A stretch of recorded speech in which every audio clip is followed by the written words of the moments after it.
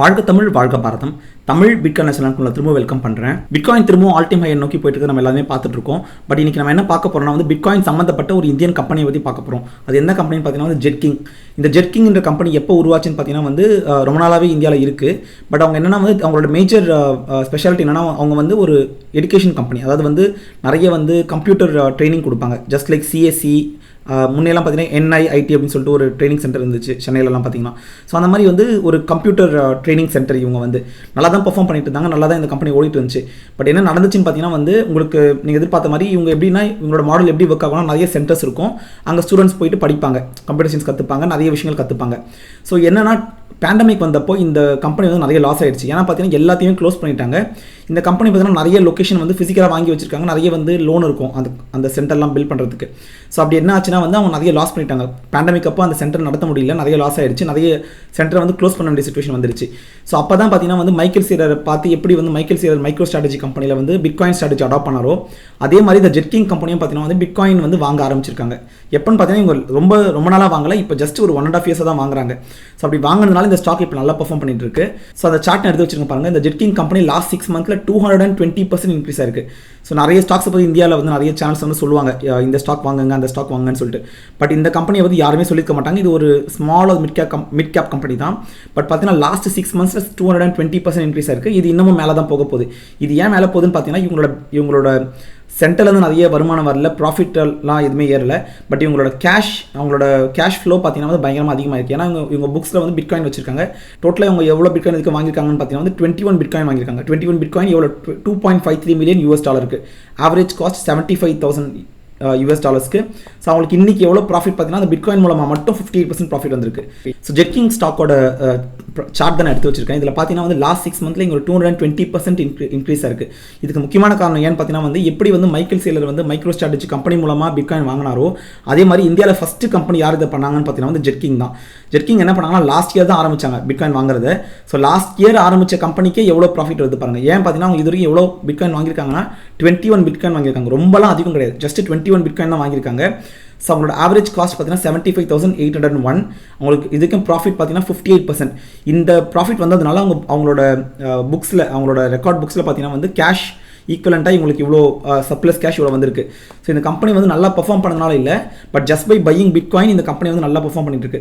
Suppose நான் என்னால் bitcoin வாங்க முடியல, இல்லை என்னால் வந்து கிரிப்டோ வாங்க முடியல, நான் ஸ்டாக்ஸ் மூலமாக மட்டும் வாங்குறேன் அப்படின்னு உங்கள் ஃப்ரெண்ட்ஸ் யாராவது சொன்னாங்கன்னா அவங்களுக்கு இந்த ஸ்டாக் நீங்கள் கண்டிப்பாக சஜஸ்ட் பண்ணலாம். ஏன்னா இது வந்து கண்டிப்பாக மேலே தான் போக போகுது. அட்லீஸ்ட் இந்த வருஷம் அடுத்த 6 monthsக்கு இது கண்டிப்பாக மேலே போகும். ஸோ நீங்கள் ஸ்டாக் மார்க்கெட் மூலமாக நல்லா ப்ராஃபிட் பண்ண நினச்சிங்கன்னா இது ஒரு நல்ல கம்பெனி.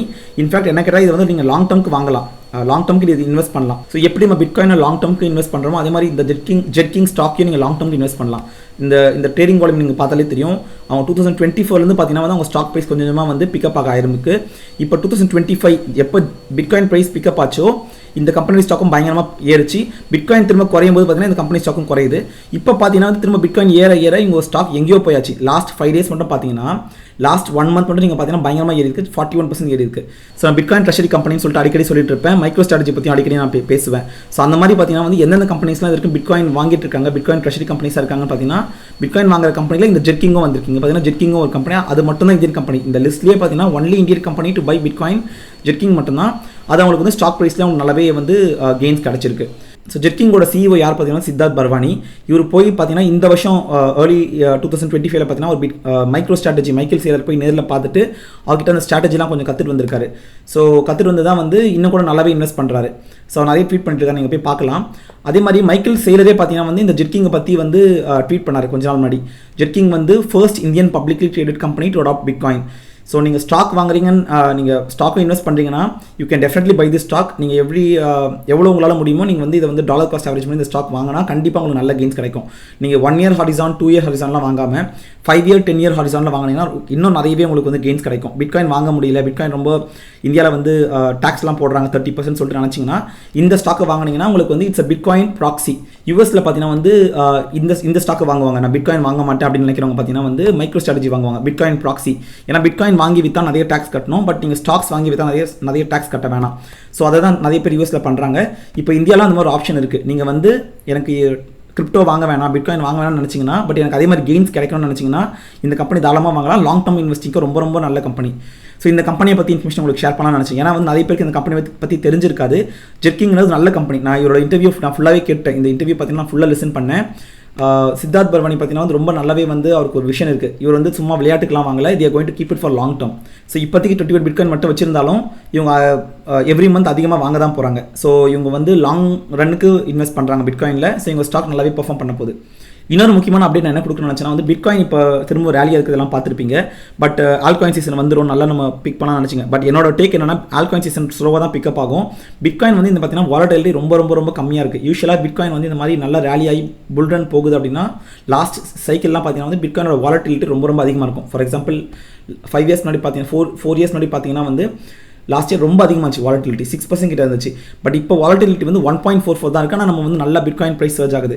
ஸோ இந்த வாட்டி பார்த்தீங்கன்னா பிட்காயின் ஸ்லோவாக மேலே ஏறும். சடனாக அந்த ப்ரைஸ் மூவ்மெண்ட் மாதிரி திடீர்னு வந்து 40% ரைஸ் 50% ரைஸ் தான் இல்லாமல் தினமும் இல்லை எவ்ரி மந்த் பார்த்தீங்கன்னா கொஞ்சமாக ஏறி 150K 160K கூட போக டச் ஆக வாய்ப்பு இருக்குது. அதுக்கப்புறம் தான் பார்த்தீங்கன்னா ப்ராப்பர் ஆல்காயின் சீசன் வர வாய்ப்பு இருக்குது.